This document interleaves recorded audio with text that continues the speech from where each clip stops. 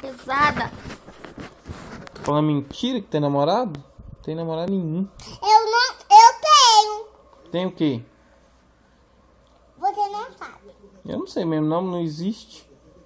Namorado inexistente. Ainda fala que trabalha ainda. Sei aonde que trabalha.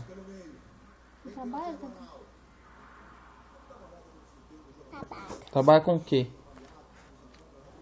Com o quê? É. Sabe? Ele tem... É com o quê, né? Com o quê? Aí você não sabe nada. Com celular. Qual que é o nome dele? Fudeu.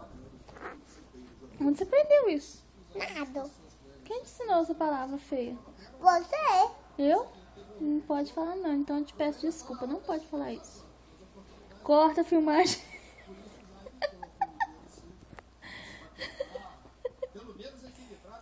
Não pode falar isso, tá, amor? Por quê? É palavra feia. Quando a mamãe falar, olha aqui pra mamãe. Deixa eu tô conversando com você, eu tô brigando, não?